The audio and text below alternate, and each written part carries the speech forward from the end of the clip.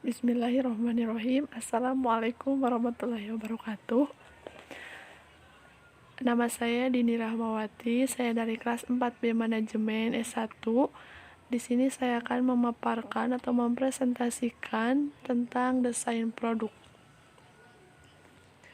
Baiklah, yang pertama, pengertian produk menurut beberapa ahli. Yang pertama, menurut Kotler dan Armstrong tahun 1996, halaman 274, a product as anything that can be afforded to market for attention, acquisition, use, or consumption, and that might satisfy a want or need.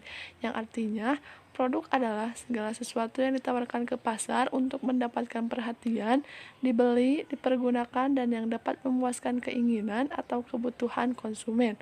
Sedangkan menurut Stanton tahun 1996, halaman 222, produk adalah a product is asset of tangible and intangible attributes including packaging, color, price, quality, and brand, plus the service and reputation of the seller.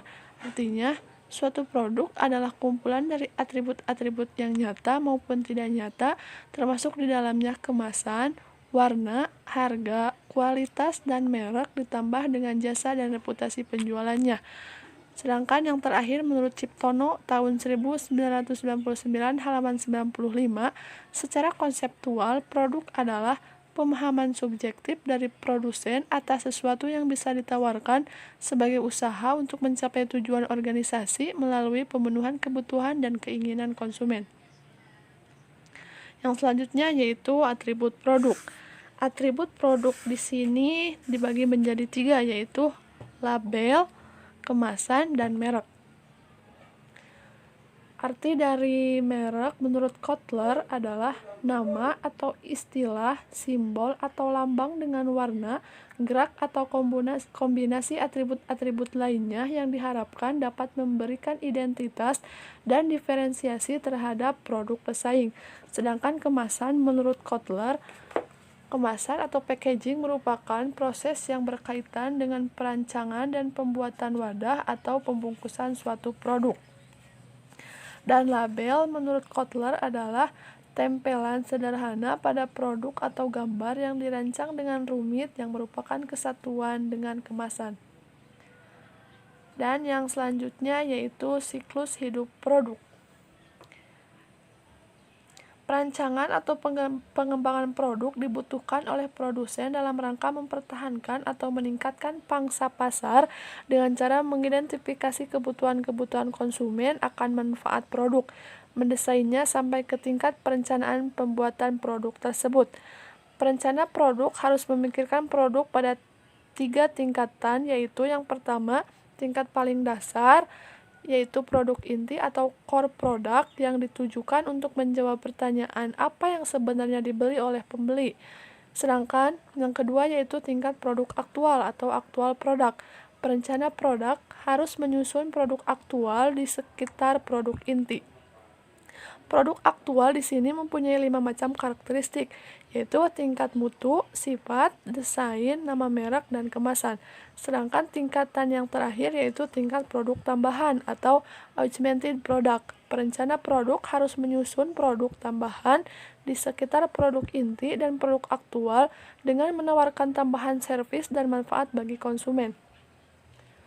Yang selanjutnya yaitu klasifikasi produk.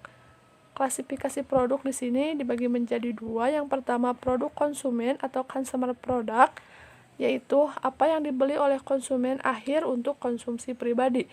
Sedangkan yang kedua yaitu produk shopping atau shopping product, adalah produk konsumen yang lebih jarang dibeli sehingga pelanggan membandingkan dengan cermat kesesuaian, mutu, harga, dan gayanya. Yang selanjutnya yaitu strategi pengenalan produk baru. Terdapat 3 cara mendasar untuk meninjau proses pengenalan produk baru, yaitu yang pertama menarik pasar atau market pull. Menurut pandangan ini, Anda harus membuat apa yang dapat dijual. Dalam hal ini, produk baru ditentukan oleh pasar dengan sedikit perhatian terhadap keberadaan teknologi dan proses operasi. Dan yang kedua yaitu mendorong teknologi atau teknologi push. Pendekatan ini menyarankan bahwa Anda harus menjual apa yang Anda dapat buat. Dengan demikian, produk baru diperoleh dari teknologi produksi dengan sedikit perhatian terhadap pasar.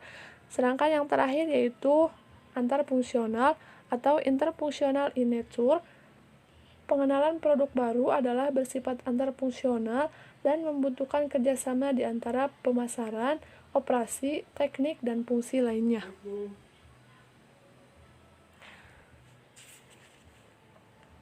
Yang selanjutnya yaitu desain merek.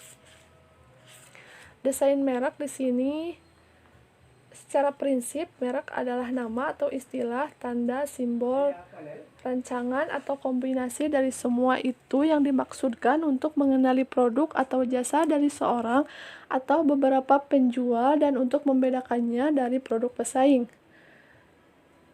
Merek dapat menyampaikan 4 tingkat arti, yaitu yang pertama atribut. Mereka pertama-tama akan meningkatkan orang pada atribut produk tertentu. Yang kedua manfaat. Pelanggan tidak membeli atribut, mereka membeli manfaat. Oleh karena itu, atribut harus diterjemahkan menjadi manfaat fungsional dan emosional. Yang ketiga yaitu nilai. Merek juga mencerminkan sesuatu mengenai nilai-nilai pembeli. Dan yang keempat yaitu kepribadian. Merek juga menggambarkan kepribadian.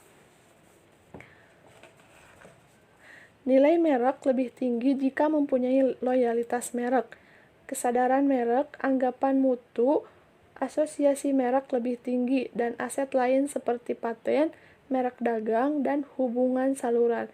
Keputusan penetapan merek didasarkan pada yang pertama menggunakan merek atau tidak, yang kedua seleksi nama merek, yang ketiga sponsor merek, yang keempat strategi merek, dan yang kelima memposisikan ulang merek. Yang selanjutnya yaitu kemasan dan pengemasan. Mengemas termasuk aktivitas merancang dan membuat wadah atau pembungkus untuk suatu produk. Kemasan biasa mencakup wadah utama dari produk, kemasan sekunder yang dibuat ketika produk akan digunakan, dan kemasan pengiriman yang perlu untuk menyimpan, mengenali, dan mengirimkan produk. Terdapat 3 alasan mengapa kemasan diperlukan, yaitu yang pertama, kemasan memenuhi sasaran, yang kedua, kemasan bisa melaksanakan program pemasaran perusahaan, dan yang ketiga, manajemen bisa mengemas produknya sedemikian rupa untuk meningkatkan memperoleh laba. Untuk meningkatkan penjualan, perusahaan harus memberi keunikan dari ciri khas dari produk.